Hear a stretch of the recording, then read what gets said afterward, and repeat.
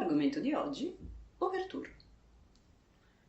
Cosa c'è di meglio che iniziare a parlare di Ouverture facendo un esempio magari un po' intrigante.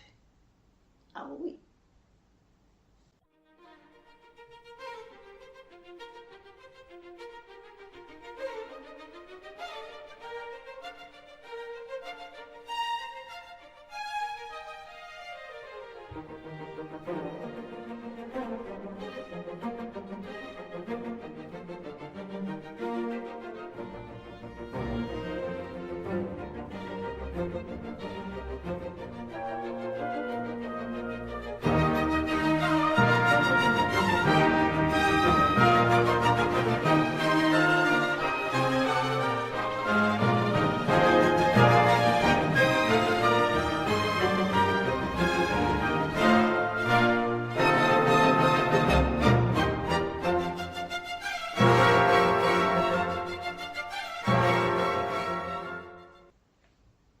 Questo esempio è un esempio assolutamente gustoso, conosciuto, è un pezzo, è una parte dell'Ouverture dal Die Zauberflöte, il flauto magico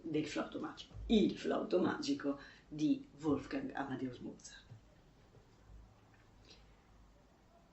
Parlare di Ouverture vuol dire raccontare un tipo di forma. Partire da questo ascolto è un'occasione per, come sempre, raccontare, dare delle indicazioni, schematizzare un po' il racconto, ma nello stesso tempo anche un po' mescolare le carte. Non avere sempre solo un unico punto di visione, ce ne sono tante. Cerchiamo di mettere un po' d'ordine in tutto. L'esempio che abbiamo fatto ha come tema messo in evidenza un tema non così usuale come struttura in un'ouverture, perché è un tema preso proprio da un'altra forma, un tema fugato, nello stile fugato della fuga. La fuga, come ben sapete, è una composizione estremamente più complicata dell'ouverture. A questo punto è doveroso raccontare che cos'è l'ouverture. L'ouverture è una forma strumentale. Viene chiamata ouverture ovviamente più legata alla composizione nello stile francese. In italiano, nella composizione italiana, viene chiamata la sinfonia d'apertura. L'ouverture nell'Ottocento diventerà anche una composizione a sé stante, quindi una composizione solo strumentale, appunto. Mentre noi parliamo di quella proprio di origine. È una parte solo e esclusivamente strumentale che anticipa l'apertura del sipario di un melodramma, prima che proprio si apra il sipario dell'opera lirica. Perché c'è questo pezzo strumentale? Allora, qui è meglio risalire e ritornare un po' indietro nel tempo. L'atteggiamento del pubblico a teatro era molto diverso nelle epoche passate rispetto a quello che abbiamo come concetto noi oggi. Se facciamo un riferimento all'epoca barocca, ad esempio, il pubblico possiamo dire che era un pochino più disinibito, un po' più sciolto, nel senso che andava tranquillamente a teatro, si portava da mangiare, talvolta giocava a carte, chiacchierava, l'aspetto del buio in sala non esisteva, quindi la distrazione era assolutamente molto alla portata, guardare quello come è vestito, eccetera, eccetera, eccetera. Quindi, cosa poteva servire per richiamare l'attenzione? Si inizia. Un pezzo strumentale. Quindi iniziare a suonare poteva essere un buon richiamo per dire, se volete, magari se date anche, prestate maggiore attenzione a quello che avviene sul palcoscenico, è ben gradito. Quindi una funzione molto pratica. L'altro aspetto di estrema utilità è anche quello di far sentire dei temi, anticipare dei temi che poi verranno presentati durante l'opera lirica, durante il melodramma. La musica proprio è un'arte in movimento e quindi ciò che voi sentite adesso è già passato, insomma. È utile farvi percepire già qualche melodia particolare. Vi sarà capitato molte volte di sentire una melodia e dire quella l'ho già sentita, e istintivamente noi prestiamo maggior attenzione al secondo ascolto.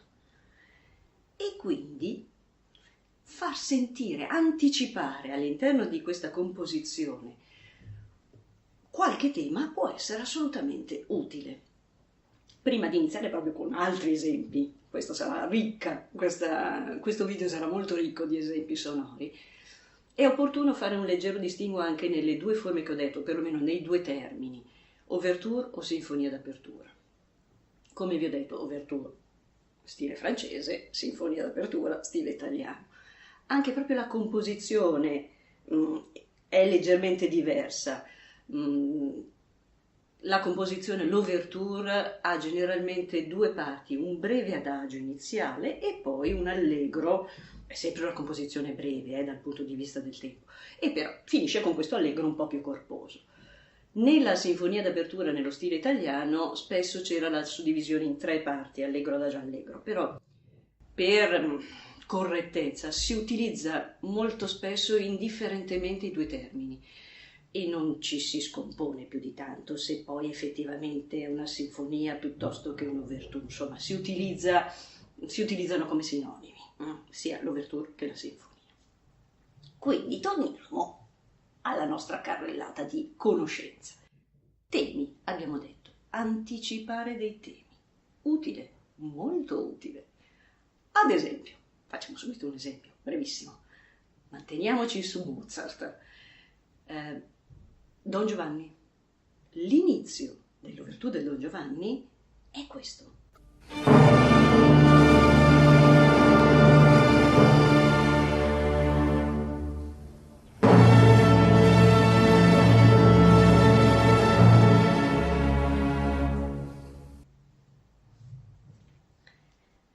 Allora, riconoscibile sono gli accordi, sono l'idea musicale della presenza del commendatore, questa presenza inquietante. Quindi questo tema all'inizio dell'ouverture e noi lo sentiamo poi quando si presenterà questo personaggio poi all'interno dell'opera.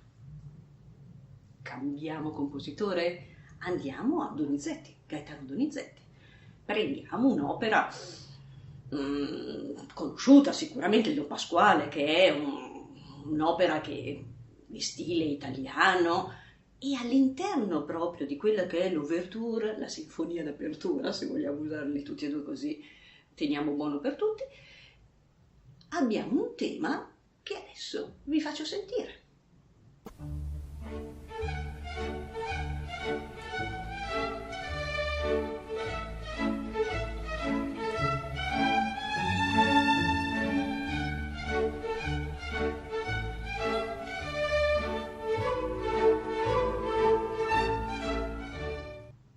Questo tema è un tema di un personaggio di Norina all'interno di questo melodramma, ed è il tema della cabaletta So anch'io la virtù magica. E anche qui tema orecchiabile, si sente e poi lo si risente, e di conseguenza fa anche piacere la memoria d'ascolto. Qui abbiamo questi due esempi per mettere in evidenza i temi anticipati. Altro aspetto, altra visione che può essere legata a questa composizione. Molto spesso l'ouverture o la sinfonia, quindi la parte strumentale, è diventata anche la parte più conosciuta dell'opera, o perlomeno molto conosciuta. Magari non sappiamo il titolo, cioè le orecchie, come abbiamo detto, la memoria, hanno percepito più volte dei temi, magari non sappiamo dire che cos'è, da cosa è tratto, però nella testa, nelle orecchie, noi abbiamo molto spesso temi tratti proprio da sinfonie d'apertura famose, da ouverture famose.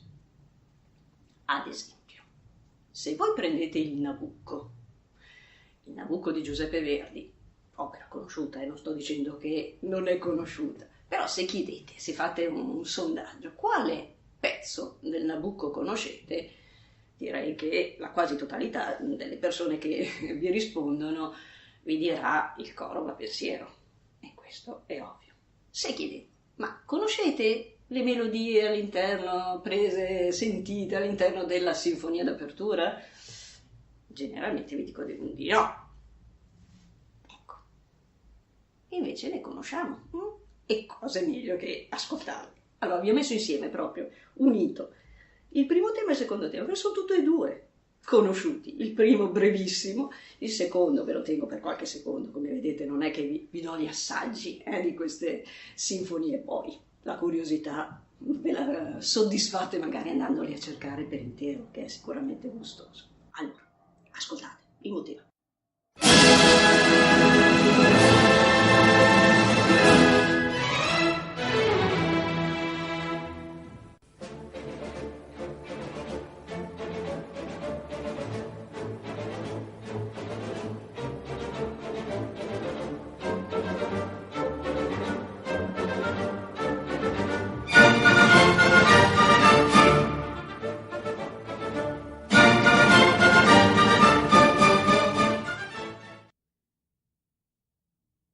Allora, conosciuti sicuramente, magari non sappiamo, come vi ho detto prima, dare l'esatta definizione, quindi dire che tema è, da che cosa è tratto, eccetera, ma li abbiamo sentiti. Quindi, che siano temi anticipati o pezzi famosi, riprendiamo un altro, proprio per dire, le abbiamo proprio sentite tante, visto che qui sull'Egio ho la Carmen, perché non ascoltare, ecco, questa sinfonia ouverture, o per meglio dire, come è scritto sullo spartito, il preludio. È un tema che non vi sto assolutamente a spiegare, forse neanche c'è bisogno di dirvelo, ma ben conosciuto all'interno di questa parte strumentale, lo sentiamo al volo.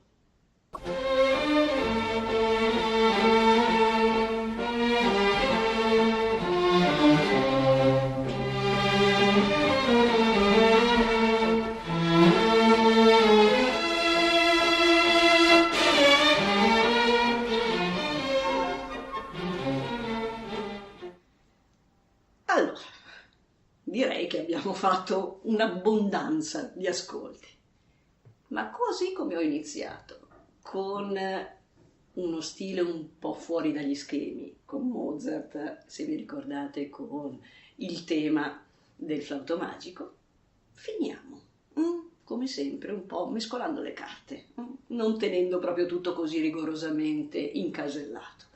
Quindi sto zitta un'altra volta e vi faccio ascoltare.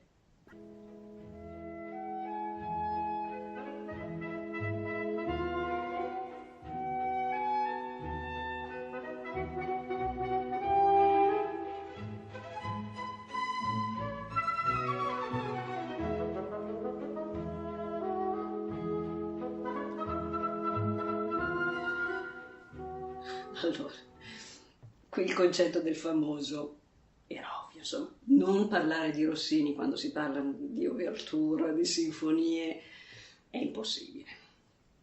Allora, però perché ho detto mescoliamo le carte? Perché se uno dice, beh, questa Cribbio è famosa, direi che non solo questa che è la Sinfonia del Barbiere di Siviglia, un tema della Sinfonia del Barbiere di Siviglia, ma se non tutte, quasi tutte le sinfonie dalle opere di Rossini sono molto conosciute.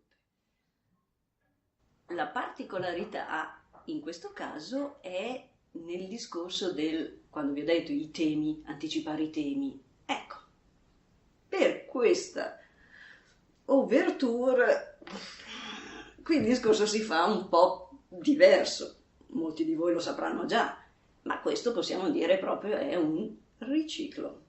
Allora, Rossini non ha composto questo pezzo per il Barbiere di Siviglia.